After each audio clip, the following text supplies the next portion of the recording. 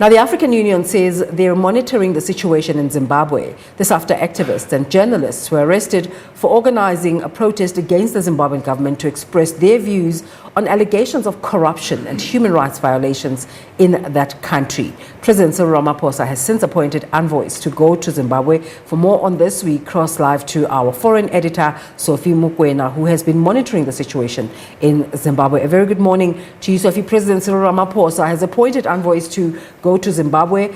Any reaction from the government of Zimbabwe? Yes, let's start with the statement that was released by the ZANU-PF, the ruling party in that country, in the morning, where they were lambasting the ANC Secretary General Isma Khashule for his comments where he was speaking to our political correspondent Samkele Maseko, where he pointed out that as the organization, as the governing party in South Africa, as a former liberation organization and a friend to Zimbabwe and ZANU-PF in particular, as part of the former frontline states, they are worried about the situation happening in Zimbabwe and that they are continuing to engage their counterparts, but also pointing out that the president of the ANC, who is also the president of the country and the chair of the AU, is engaging his counterpart in Zimbabwe, President Emmerson Mnangagwa, but quite frank and straightforward in terms of the concerns, and that didn't augur well with the ruling party or the governing party in that country. Patrick Chinamasa, the acting spokesperson, issued a hard-hitting statement against Makhashule, pointing out on the corruption in South Africa, in the ANC and all that. But later, our sources told us that within the ZANU-PF, people were not happy about the tone of the statement that was issued by Chinamasa. That led to a second statement that was written special message or special statement where the tone was more mild, accepting and indicating that they will cooperate and looking forward to engage with the envoys that have been appointed by President Ramaphosa. Those envoys are Dr. Sydney Mufamadi, you know her, a former minister of police, but currently an academic, a trade unionist, that is his background, a communist, that is his background, but also a former ANC NEC member. And then you also have Baleka Mbete, the former activist who was in exile, who is familiar with the country, but secondly, a former chairperson of the African National Congress, the top five, but a long-standing member of the ANC National Executive Committee and also the former Speaker of the South African Parliament. And those are the two people who will be going to Zimbabwe. And clearly, the ruling party in that country has accepted the president's move or the AU chairperson's move, Cyril Ramaphosa, to send the envoy to get first-hand information, and perhaps that will give him an indication in terms of what needs to be done by South Africa as a neighbor and the country that always gets affected, and also in his capacity of the chair of the AU, so that he can share information with his counterparts on the continent as the current leader of the continental body. You mentioned all the hats that Sydney Mufamadi wears, but you didn't mention that he is a former envoy to Zimbabwe during the rule of former late President Robert Mugabe. And there's concerns that he didn't achieve much then and questions about what he can achieve this time around. What do we know there, Sophie? I think sometimes we have to be honest and brutal about what is mediation, what is intervention, what is facilitation. These three concepts are quite different. When you are an envoy, you go, you get information, you advise, you don't take decisions. When you are a facilitator, you facilitate a discussion between the protagonist or antagonist so that they can arrive to a particular conclusion. When you mediate, you get in between, try and stop something. Therefore, when you look at these processes, starting from former President Nelson Mandela with those harsh words to Mugabe, it was a different intervention. You go to Thabo Mbeki, where that led to the formation of almost like a government of national unity in that country. The mandate was different. He was a facilitator, where he facilitated the discussions between the two, between all stakeholders, and they themselves arrived at a particular conclusion, and they ended up with whatever they ended up with way forward. Some of the agreements were implemented, some were not implemented, and therefore a facilitator, a mediator couldn't impose implementation. It was up to the stakeholders.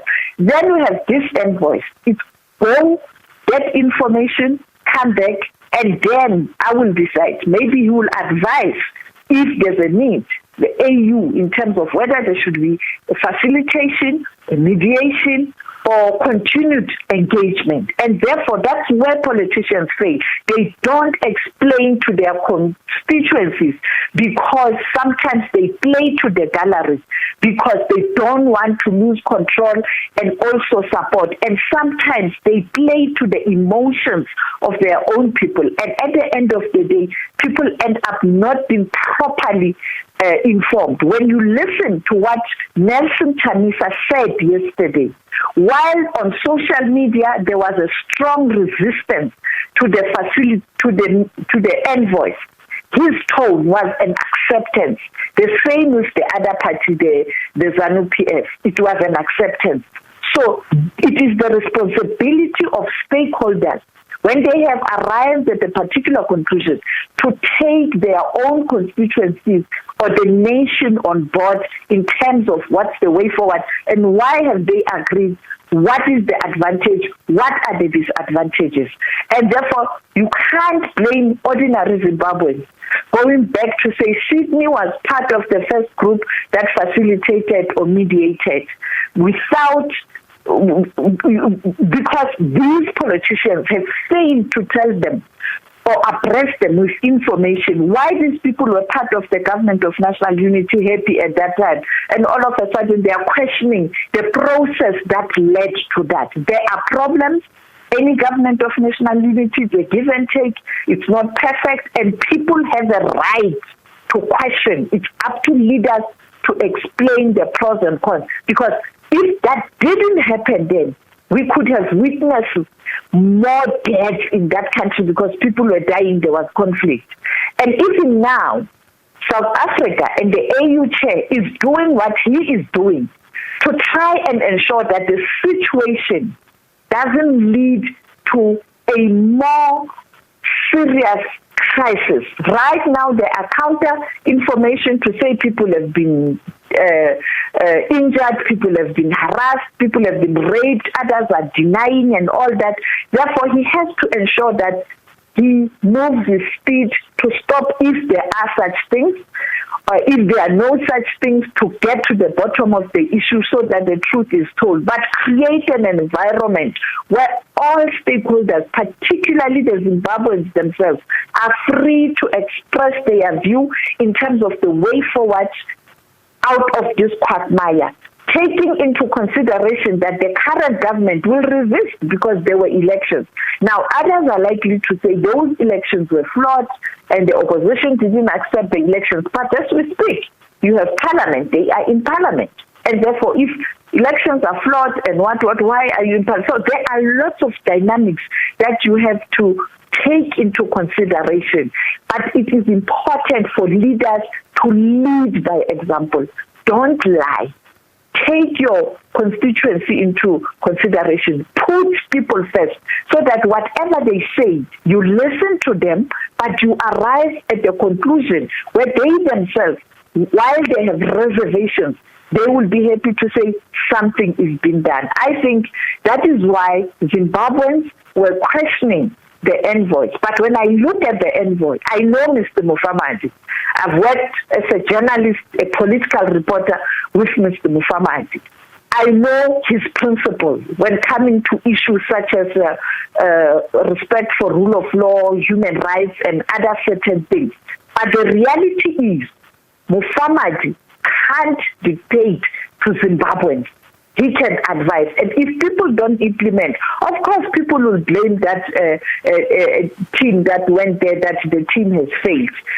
Two, I know Balegam Beche, that she might have access to the other party. For example, people are pointing out that when Mnangagwa was in exile in South Africa, she met Mnangagwa and spoke to President Zuma to look into Mnangagwa's issue. So maybe the president took that decision because he knew that while the other party might have a reservation, but you will have access to the other party, which is also important. Because Balega can go back and say, but Mnangagwa, when we were in South Africa, this is what you promised. Why are you doing ABCD? Look back the situation you did find yourself in and think now. You can't do what Mugabe did to you, or you can't continue in the same Mugabe trajectory or path of using state apparatus, of abusing the military. The military must go to the barracks. She can speak with authority, because when Mnangagwa was vulnerable and weak, he spoke to Balega. Therefore, maybe those are the reasons. But the Zimbabweans have a right to express their views and their reservations, because that will assist in whoever is going there or dealing with the matter to be sensitive to those reservations Zimbabweans have. Of course, there are other stakeholders. Has there been any reaction from other parties?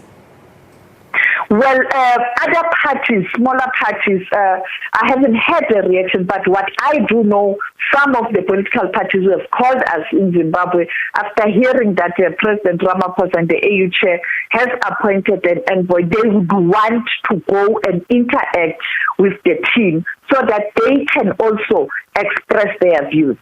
They might be very small, but clearly in a situation where you want everybody on board, I think it will be proper for the envoy or the envoys, the team, to interact with everybody, be the church, NGO, students, so that when they put that report to the president and the chair of the AU, they have consulted everybody. They can't go there and just speak to the ruling party or to government. They must interact with everybody. If possible, even have access to institutions in those countries, in that country. For example, to speak to the military based on these allegations, speak to the police, speak to NGOs, speak to the diplomatic corps, so that you have a very informative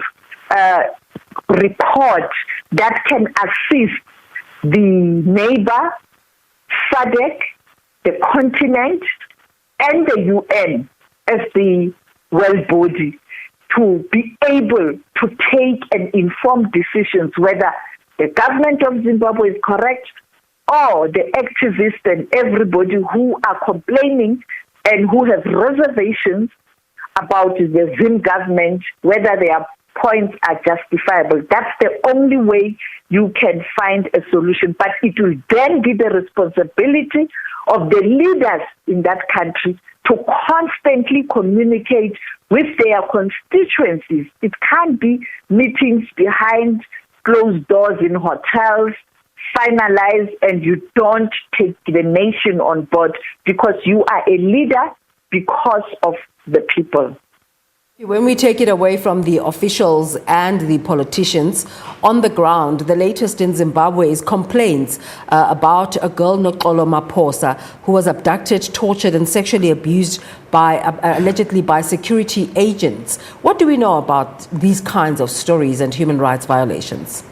Of course, the Human Rights Watch yesterday, when they were speaking to Peter Ndoro, they spoke about the report that they've compiled on the ground, interacting with many people who have made allegations of torture and abuse and rape. And therefore, it is important then to verify that kind of information. Two, The story you're talking about, I have also received lots and lots and lots of messages and videos and what. So you have a situation where the Zimbabwean government is saying all these videos are doctored. And two, they are saying fake, some are old. Yes, it's fine to make that allegation, but verify, allow independent people to go through this, and so that whatever you say, it's verified. Because on the other hand, you have those who are saying these things have happened. For example, you have a situation where a journalist is on the run. We spoke to him, and when there was an attempt to arrest him, clearly the security officials went to the house. When they arrived at the house, when they couldn't find him, they took her sister. And her sister is saying he was harassed. They also took a relative, and that relative was abducted, and he was bitten. He's in hospital. He's got kidney challenges, and it might lead to organ failure. This is the report, the medical report. Now, the question is, if you are denying that there are no abductions, just this one case of this person who's in hospital, everybody has got access to that guy. You can go and interview him and find out. There's no person who can really cause harm to himself because he wants to demonstrate a particular point of view to the extent that you risk your own life. Therefore, this information needs to be verified, because you'd recall after elections, when there was a contest and some protest by the opposition and they embarked on an unlawful demonstration, the military was unleashed, and I was there. I saw it. We were at the Tally Center. People were injured.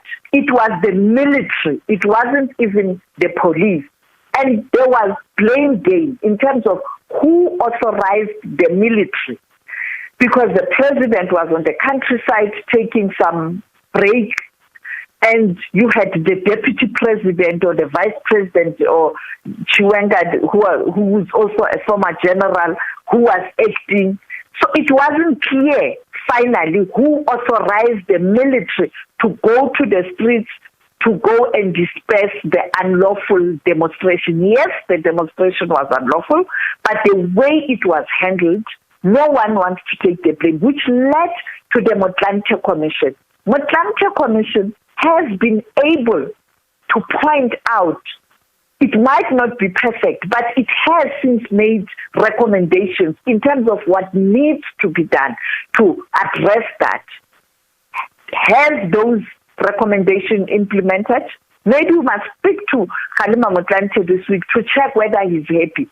I can tell you some of the recommendations were not implemented. Accountability, was there accountability to the highest order, to the last level of deployment of command structure? Because with soldiers, only a head of state can authorize deployment of soldiers, not even the minister, not even the generals. It is the commander-in-chief who authorized deployment. And therefore, who was the commander-in-chief? Did he authorize that deployment? Was he aware? If he wasn't aware, he didn't authorize that deployment. Who has done that? Who had undermined the commander-in-chief at that time? Has there been accountability? So these are some of the things I think President Mnangagwa has to address, because he came with a ticket that he is going to do things differently. He is going to be transparent. He is going to listen to the people. He is going to grow the economy. He is going to reach out to the enemies. He is going to build a better Zimbabwe, and Zimbabwe is open for business. Therefore, people are watching. Thank you so much for talking to us and bringing us an update on this ongoing story.